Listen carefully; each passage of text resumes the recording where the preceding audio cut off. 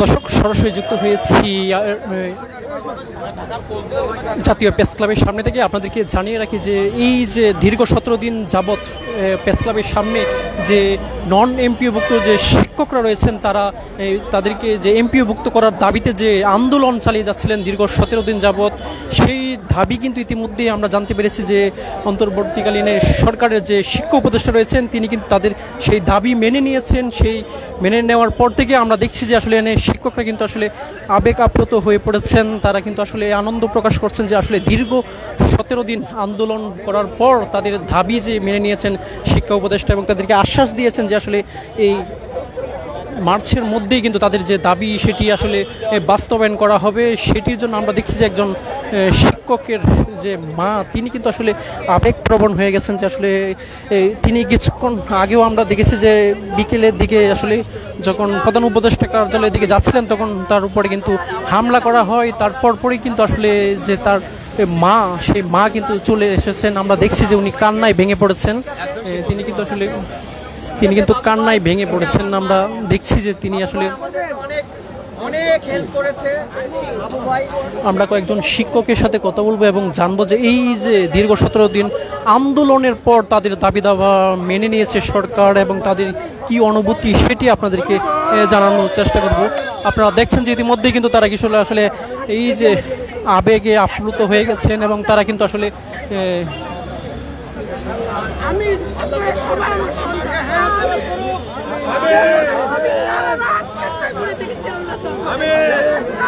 একজন শিক্ষকের মা তিনি কিন্তু আসলে যে এই যে দাবিটা মেনে নিয়েছেন তিনি কিন্তু আসলে শুকরিয়া জানাচ্ছেন আল্লাহর, যে আসলে এই যে দাবি মেনে নিয়েছেন সকল শিক্ষককে তিনি আসলে সন্তান তুল্য।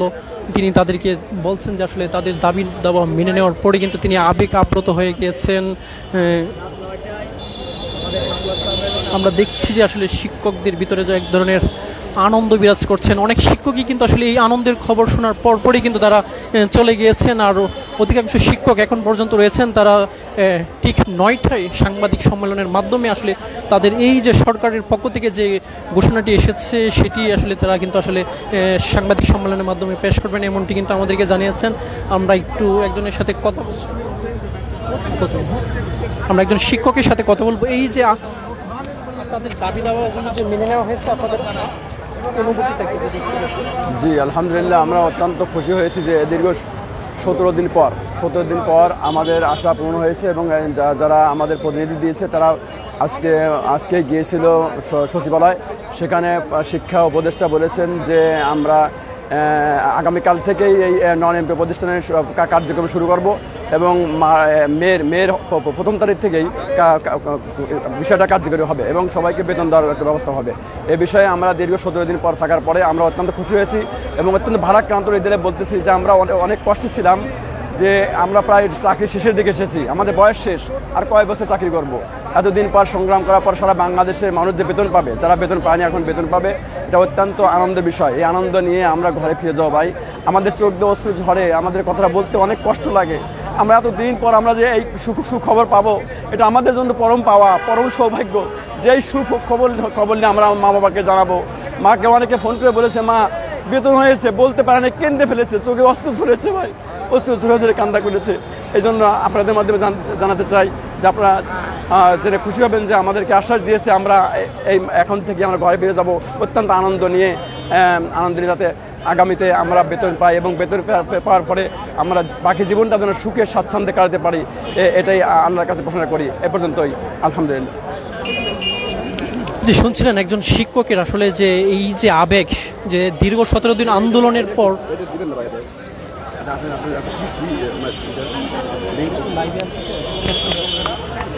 দীর্ঘ 17 দিন আন্দোলনের পর আসলে যে শিক্ষকদের দাবি দেওয়া মেনে নিয়েছেন আইন শিক্ষা উপদেষ্টা, এর প্রেক্ষিতে কিন্তু আমরা শিক্ষকদের সাথে কথা বলছিলাম। তাদের যে আবেগ অনুভূতি সেটি কিন্তু আসলে জানার চেষ্টা করছিলাম। তারা কিন্তু অনেকেই আবেগ আপ্লুত হয়ে গেছেন। তারা বলছেন যে আসলে অনেকের চাকরি জীবন শেষ দিকে অবস্থায় এসে যে আসলে সরকারের পক্ষ থেকে যে ঘোষণাটি তারা পেয়েছেন সেটি তারা কিন্তু আসলে বলছেন যে আসলে তাদের এই শিক্ষা জীবনের যে সবশেষ সফলতা সেটি সবচেয়ে বড় সফলতা তারা কিন্তু বলছেন। তারা বলছেন যে আসলে এই যে সরকারের এই সিদ্ধান্তকে তারা কিন্তু সাধুবাদ জানিয়েছেন এবং তারা বলছেন যে সরকার যদি এই নন এমপিভুক্তকে এমপিভুক্ত করে দেন তাহলে আসলে তাদের যে আসলে অনেকেই বলছেন যে 30 থেকে 40-এর উপরে শিক্ষা জীবনের যে সেটি তারা মনে করছেন যে তাদের সফলতা হবে না, এবং যারা এই যে শিক্ষক রয়েছেন তারা আসলে মানুষ গড়ার কারিগর, তারা আসলে আগামীতে মানুষের গড়ার কারিগরের বিশেষ ভূমিকা পালন করবে এমনটি কিন্তু তারা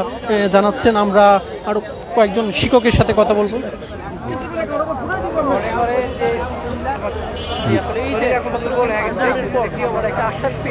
জি, আল্লাহর রহমতে আমরা 17 দিন অভুক্ত থেকে এই প্রেস ক্লাবের সামনে কুকুর আমাদের সঙ্গে ছিল, আমরা মানবেতর জীবনযাপন করেছি। আজকে আমরা এই মাননীয় শিক্ষা উপদেষ্টা ও সিনিয়র সচিব মহোদয়ের পক্ষ থেকে যে আশ্বাস পেয়েছি, আল্লাহর রহমতে আমাদের খুবই ভালো লাগছে। আমাদের পরবর্তী কাজগুলো যেন সুনির্দিষ্টভাবে অতি দ্রুত সুসম্পন্ন হয়, এটা আমরা সরকারের কাছে নিবেদন করছি। যে শুনছিলেন আরেকজনের সাথে আমরা একটু কথা বলবো যে আসলে এই যে দীর্ঘদিন আন্দোলনের পর আসলে আপনাদের তো একবারে বয়স শেষ দিকে, চাকরি শেষ দিকে সেরকম একটা আনন্দের সংবাদ কেমন লাগছে? কেমন আনন্দ লাগলো? আলহামদুলিল্লাহ, শত কষ্ট পাওয়ার পরেও জীবনের মানে একবার শেষ মুহূর্তে এসে এমপিওর একটা সরকার সিদ্ধান্ত গ্রহণ করাতে এমন আনন্দ লাগতেছে। আমার জীবনে সবচেয়ে চাওয়া পাওয়া এই সংবাদটা পাওয়ার কারণে আমি সবচেয়ে সন্তুষ্ট হয়েছি। আমার মধ্যে আজকে যেন তারুণ্যের একটা ভাব চলে আসছে এই সংবাদটা শোনার পর। আর সরকার যদি দ্রুত গতিতে আগামী মে মাসের মধ্যেই এমপির কাজ সম্পন্ন করবে, এটা করলে আরও আমাদের জীবনে মানে ভালো লাগবে এবং সুন্দর লাগবে।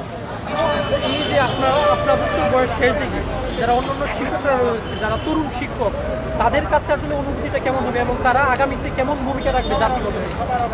আলহামদুলিল্লাহ, যারা এমপিওর সংবাদ শুনেছেন, যাদের বয়স 30-এর কোঠায় আরও 30 বছর চাকরি করতে পারবে, তারা আরও এতদিন যেভাবে শ্রম দিয়েছে তার সাথে 1000 গুণে বেশি শ্রম দেবে এবং কাজ করবে দেশ এবং জাতি গঠনের জন্য, ছাত্রদেরকে লেখাপড়া করিয়ে যাবে।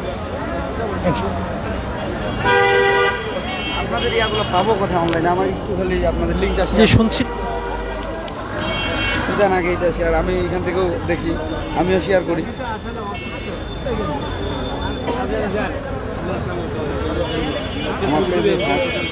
ওই ইহসানুল বান্না স্যারের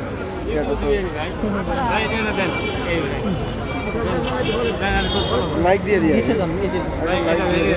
যে আমরা আরেকজন শিক্ষকের সাথে কথা বলবো এবং জানবো ওনার অভিমত। এই দীর্ঘ 17 দিন আন্দোলনের পর এরকম একটা সুসংবাদ শুনতে পেরেছেন। এই যে আন্দোলন দীর্ঘ 17 দিন কিন্তু আপনাদের অনেকটাই মানে আপনাদের উপর অনেক আক্রমণ হয়েছে, আপনাদের এই আন্দোলনকে বাধাগ্রস্ত করা হয়েছে, এরপরে পরিস্থিতিতে আপনারা এরকম একটা সুসংবাদ শুনতে পেরেছেন, কেমন লাগছে? খুবই ভালো। সর্বপ্রথম আমরা আল্লাহর দরবারে লাখ কোটি শুকরিয়া যে আমরা দীর্ঘদিন ধরে বঞ্চিত, অবহেলিত, আমরা পৃথিবীর মধ্যে সবচেয়ে মাজলুম অসহায় মানুষ। আমাদের এই দীর্ঘদিনের আন্দোলনের ফলে আজকে যে সরকার আমাদের দাবি মেনে নিয়েছে, এই জন্য আমরা খুবই আনন্দিত এবং আমরা সরকারের কাছে আবেদন জানাবো যে স্বীকৃতিপ্রাপ্ত সব শিক্ষা প্রতিষ্ঠান এবং সকল শিক্ষক কর্মচারী যেন এমপিভুক্ত হয়, এই দাবিটা আমরা রাখছি। এবং ডিগ্রি পর্যায়ে যে নীতিমালা যে জটিলতা, এর ফলে অনেক তৃতীয় শিক্ষকের ব্যাপার আছে এবং সকল শিক্ষকের যাতে এমপি হয়, এই ব্যাপারে আমরা সরকারের কাছে জোর দাবি জানাচ্ছি। সরকার মহোদয় এটা আশ্বাস দেওয়াতে আমরা খুব খুশি হই। আসসালামু আলাইকুম। আমরা দীর্ঘ বহুদিন থেকে আমরা এই নন এমপিও দাবি জানাচ্ছিলাম সরকারের কাছে, কিন্তু সরকার কোনোদিন আমাদের দিকে তাকায়নি। বর্তমান যে সরকার আছে এনারা আমাদের দীর্ঘ 17 দিন আন্দোলন করার পরে আজকে আমাদের যে আন্দোলনের সমর্থন জানিয়েছে এবং জানিয়েছে যে আমাদের আশ্বাস দিয়েছে এমপিভুক্ত করানো হবে। এই জন্য আমরা 17 দিনের যে কষ্ট অনুভব করেছি সেটা আমরা ভুলে গেছি, যে আমরা খুব আনন্দিত হয়ে গেছি এবং আমাদের যদি এমপিভুক্ত করা হয় তাহলে আমরা আরও আনন্দিত হব এবং সরকারকে ধন্যবাদ জানাই। আমরা কৃতজ্ঞতা বোধ করি, এই বলে আমি আমার কথা শেষ করছি। জি, শুনছিলেন আসলে শিক্ষকরা কিন্তু অনেকটাই আবেগপ্রবণ হয়ে গেছেন, যে আসলে দীর্ঘ 17 দিন তাদের উপরে কিন্তু আসলে তারা এই আন্দোলন করতে গিয়ে বিভিন্ন বাধার সম্মুখীন হয়েছেন এবং অনেকেই কিন্তু আঘাতপ্রাপ্ত হয়ে আমরা শুনেছি যে বেশ কয়েকজন এই আন্দোলন করতে গিয়ে কিন্তু মারাও গিয়েছেন। এই যে মারা যাওয়ার পর এবং হচ্ছে বিভিন্ন শিক্ষকদেরকে আমরা দেখেছি যে আহত হয়েছেন, সব কিছু তারা ভুলে গিয়ে তারা বলছেন যে আসলে এই যে সরকারের যে সিদ্ধান্ত, সেই সিদ্ধান্তকে তারা সাধুবাদ জানাচ্ছেন এবং তারা বলছেন যে দ্রুতই যাতে এই নির্দেশনা কার্যকর করা হয় এবং এমপিভুক্ত করে শিক্ষকদেরকে যেন মানুষ গড়ার কারিগর তৈরি হিসেবে মাঠে দ্রুত কাজ করার সুযোগ করে দেয়, এমনটি কিন্তু তারা আশা ব্যক্ত করছেন। আমরা চেষ্টা করব আরও কয়েকজন শিক্ষকের সাথে কথা বলতে এবং জানবো তাদের অনুভূতি। আমরা দেখছি যে আসলে অনেক শিক্ষকই কিন্তু আসলে এই আনন্দের সংবাদ শোনার পরপরই কিন্তু আসলে অনেকে বাড়ি ফিরে গেছেন। অনেক শিক্ষককে আমরা দেখছি এখনও কিন্তু তারা মাঠে রয়েছেন এবং তারা কিছুক্ষণ পর আসলে গণমাধ্যমের সম্মুখীন হয়ে তারা আসলে সংবাদ সম্মেলন করবেন, এমনটি কিন্তু তারা জানিয়েছে।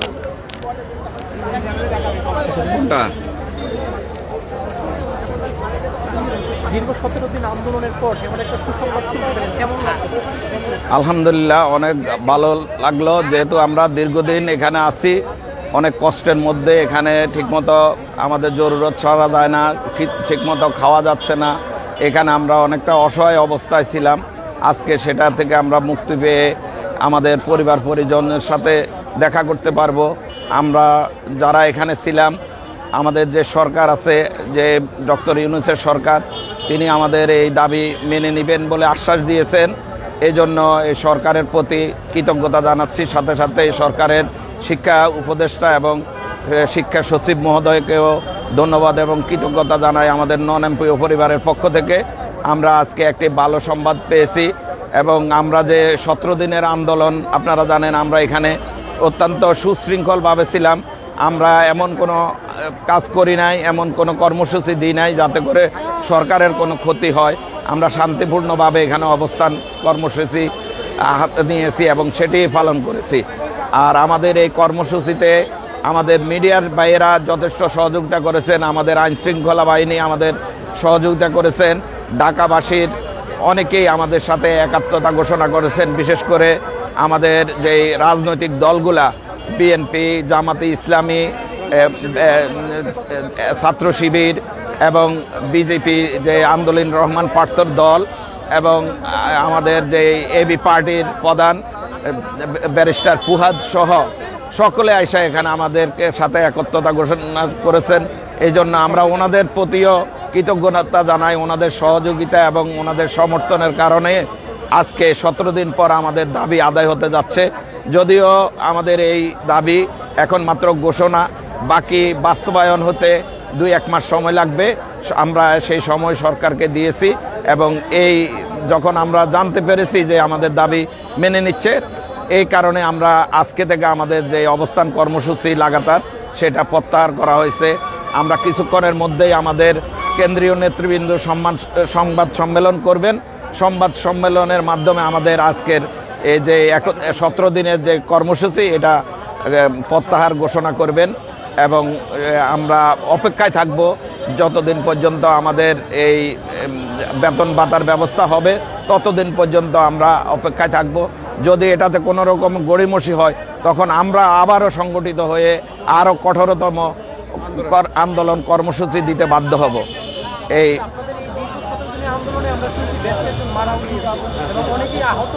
জি, আমাদের আসলে এখানে অনেক বয়োজ্যেষ্ঠ ব্যক্তিরা ছিলেন, বৃদ্ধ অবস্থায় ছিলেন, অসুস্থ অবস্থায় ছিলেন। বিশেষ করে আমাদের যে মা বোনেরা এখানে ছিলেন, ওনাদের অনেক কষ্ট হয়েছে। কিন্তু যে আমাদের জীবন জীবিকার জন্য যেই দাবি, এই দাবি পূরণের জন্য সবাই কষ্ট করেছেন। অনেকে আহত হয়ে হাসপাতালে ছিলেন, অনেকে এখানে থাকতে না পেরে বাড়ি ঘরে যেতে হয়েছে, আবার অনেকে অসুস্থ অবস্থায় এখানে ছিলেন। আপনারা জানেন আজকেও আমাদের অনেক ম্যাডামরা অসুস্থ হয়ে পড়েছেন, আমাদের অনেক সহকর্মী অসুস্থ হয়েছেন। আমরা তাদেরকে চিকিৎসা দিয়েছি। 2 জন মেডিকেলে চিকিৎসাধীনরত অবস্থায় আছেন। আমাদের 2 জন সহকর্মী আমরা এখানে থাকা অবস্থায় অসুস্থ অবস্থায় মারা গেছেন। যদিও ওনারা অসুস্থতার কারণে আমাদের এখান থেকে আমরা ওনাদেরকে বাড়ি পাঠিয়ে দিয়েছি, এ কারণে বাড়িতেই মারা গেছে। তো এই যে তাদের ত্যাগ, এই ত্যাগ আমরা আজীবন স্মরণ রাখব। আমরা তাদের পরিবার পরিজনের প্রতি কৃতজ্ঞতা জানাই, তারা এই আন্দোলনের সাথে শরিক ছিলেন। এই জন্যে আপনারা তো দীর্ঘদিন যাবত এখানে আন্দোলন করতেছেন, শিক্ষা প্রতিষ্ঠানগুলোতে আসলে আপনাদের যাওয়া হচ্ছে না, আগামীকাল থেকে কি আপনারা শিক্ষা প্রতিষ্ঠানে ফিরে যাবেন? জি, আমরা আসলে আপনাকে একটি বিষয়ে আমরা অবগত করছি যে আমরা এখানে কিন্তু একেবারে প্রতিষ্ঠানের বন্ধ করে দিয়ে আসি নাই। আমরা এক প্রতিষ্ঠান থেকে 2 জন 1 জন করে এসেছি। সবাইকে আনতে গেলে আমাদের শিক্ষার্থীদের ক্ষতি হবে। আমরা চাই না আমাদের শিক্ষার্থীদের ন্যূনতম ক্ষতি হোক, কারণ আপনারা জানেন এই প্রতিষ্ঠানগুলো আমরা আমাদের ঘাম দিয়ে, গম জড়িয়ে, জায়গা জমি দিয়ে, অর্থ সহায়তার মাধ্যমে আমরা এই প্রতিষ্ঠানগুলো গড়ে তুলেছি। এই প্রতিষ্ঠানগুলো গড়ে তোলার একমাত্র উদ্দেশ্য ছিল যে আমাদের যেসব এলাকায় শিক্ষা থেকে মানুষ বঞ্চিত, ওই এলাকাগুলোতে প্রতিষ্ঠান নাই, এই প্রতিষ্ঠানগুলো আমরা ওইসব এলাকায় গড়ে তুলেছি যাতে করে আমাদের এলাকার সন্তানরা সুশিক্ষা নিতে পারে। আমাদের সন্তানদের ক্ষতি হোক এরকম কোনো কাজ আমরা করি নাই। আমরা আমাদের প্রতিষ্ঠানের 3 জন এসেছি। আমাদের এক প্রতিষ্ঠান, এটা হলো একটা মহিলা কলেজ, যেটি লক্ষ্মীপুর জেলার রামগতি উপজেলায় অবস্থিত। আমাদের কলেজের নাম হলো ডাক্তার তোফাই আইয়ুব মহিলা কলেজ। আমরা টোটাল 17 জন শিক্ষক ওখানে কর্মরত আছি।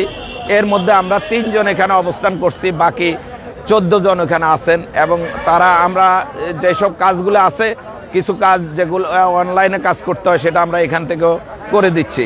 তো যাতে আমাদের শিক্ষার্থীদের ক্ষতি হবে এরকম কোনো কাজ আমাদের কোনো শিক্ষক এখানে করেন নাই, কোনো প্রতিষ্ঠানের শিক্ষক ওইভাবে এখানে আসেন নাই। প্রতিটা প্রতিষ্ঠানে 2-1 জন করে এসেছেন। জি, ধন্যবাদ আপনাকে। আসসালামু আলাইকুম। শুনছিলেন যে শিক্ষকদের আসলে আবেগ অনুভূতি, যে দীর্ঘ 17 দিন আন্দোলনের পর তারা আসলে যে সরকারের পক্ষ থেকে যে বার্তা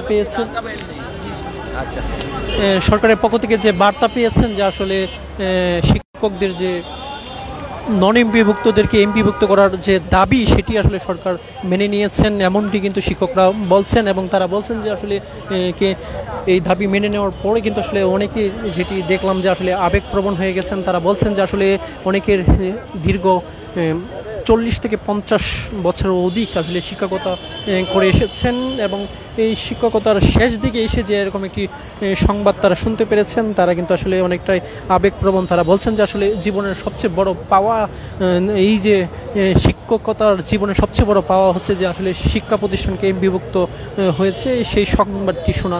এবং আমরা আরেকটি বিষয় আপনাদেরকে জানিয়ে রাখি যে এই দীর্ঘ 17 দিন আন্দোলন করতে গিয়ে কিন্তু অনেকেই কিন্তু আসলে বিভিন্ন সময় আন্দোলনের পুলিশের এবং বাধায় কিন্তু তারা অনেকেই আহত হয়েছেন। এবং তারা যেটি বলছেন আসলে এখানে আন্দোলন করতে এসে বেশ কয়েকজন অসুস্থ অবস্থায় বাড়ি ফিরে গিয়েছেন এবং বাড়ি ফেরার পর কিন্তু আসলে তাদের 2 জন সহকর্মীর মৃত্যু হয়েছে, এমনটি কিন্তু তারা বলছেন। এই যে তাদের ত্যাগ তিতিকার পর আসলে সরকার তাদের দাবি দাওয়া মেনে নিয়েছেন।